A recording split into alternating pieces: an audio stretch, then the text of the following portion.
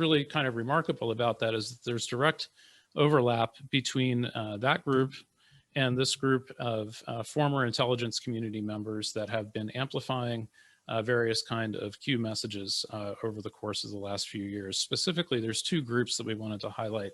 One is called VIPS, which stands for Veteran Intel Professionals for Sanity. The other one is called JTF MAGA, which stands for Joint Task Force Make America Great Again, just as you might think. And then there's a variety of other message amplifiers that have endorsed Q, promoted Q content. And, you know, we don't need to get into the details of all of that right now, but if you get a sense of all the different people involved here, you know, this is people that have legitimized this movement. And for people that are consuming content and may not be familiar with all the machinations of Washington, these people look legitimate, they sound legitimate. What people in the intelligence community will generally tell you is that these folks are on the outer fringes of, you know, kind of the mainstream intelligence community and have become disaffected for various reasons. And, you know, you can read up on various aspects of that. One thing I wanted to point out here is that there's a character called E that's apparently close to Michael Flynn. We believe we have some idea of who the identity of that person is, but they're very much involved in advancing QAnon messaging.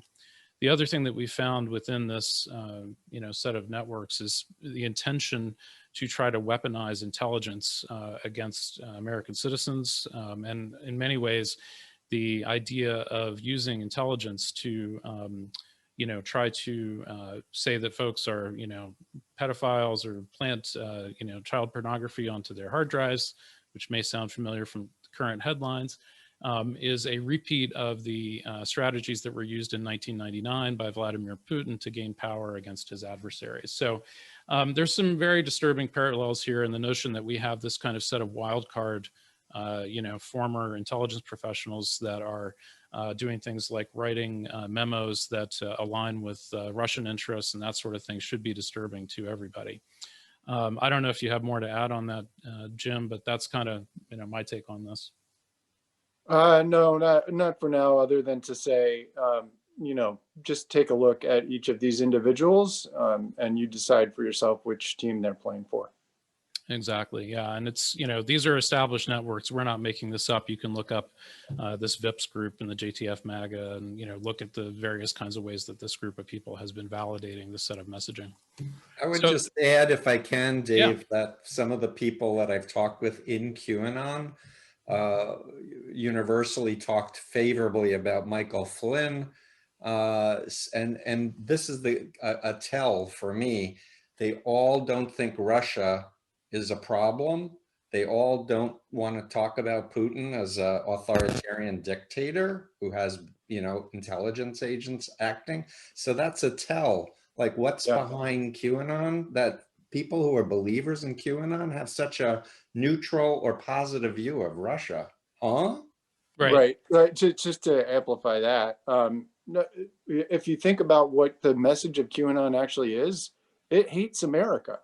It hates what America really is about. Well, it's anti-institutionalist. It's trying to tear down our institutions at core.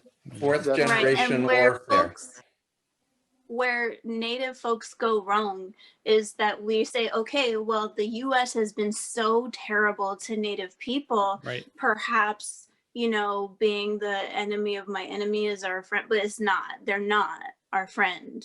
Right. That's right. Yeah. And that's a typical theme with folks that have, you know, various kinds of disaffectations with, you know, the way things are going in this country. And look, you know, things are not going perfectly. There's no way you can say that. But at the same time, you know, aligning with Russian interests in order to create change in this country is not productive. And we need to be able to have our democracy intact. We need to be able to have our institutions intact in order to be able to control them and run them, you know, productively. So.